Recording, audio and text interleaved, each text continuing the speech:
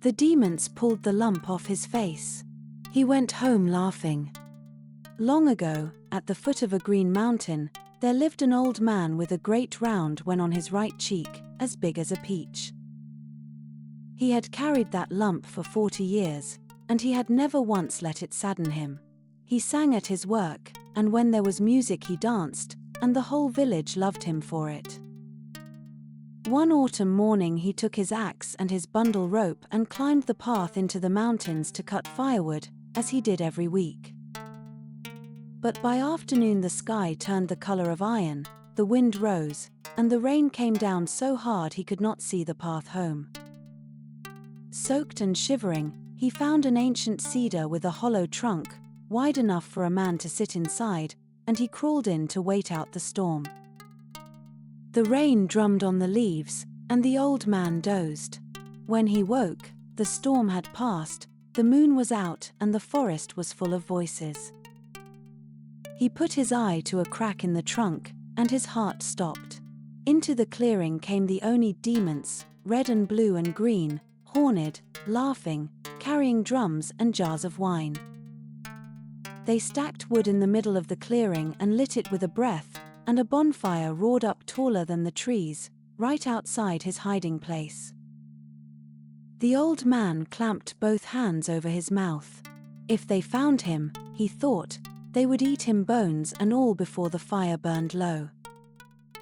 But the demons were not hunting. They were feasting. They passed the wine jars round, they roared with laughter, and the blue Oni began to beat his drum. The green Oni took up a flute, and the whole troupe began to dance around the fire, stamping and spinning, their shadows leaping up the trunks of the trees. And inside the tree, the old man's fear began to melt. It was such good music. Without meaning to at all, his foot began to tap against the wood. They danced badly, that was the trouble. Heavy, stiff, all stamping and no grace. The old man watched them and his whole body ached to show them how it was done. And then he could not hold it in one moment longer. He burst out of the hollow tree and into the firelight, his wet sleeves flying. Every demon froze. The drum stopped. 100 red eyes turned on one small old man standing in the middle of their clearing. So he bowed to them, very politely, and he danced.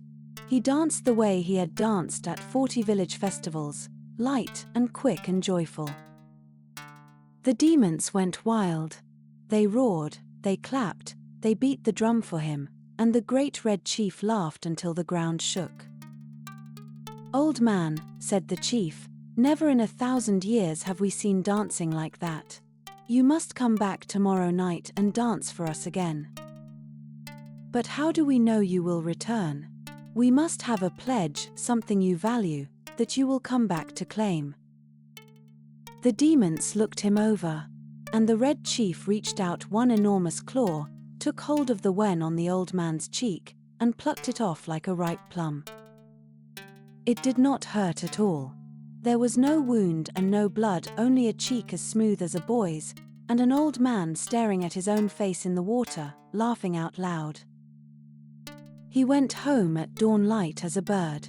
But next door lived another old man, sour and greedy, with the same kind of wen on his left cheek, and he came at once to hear every detail.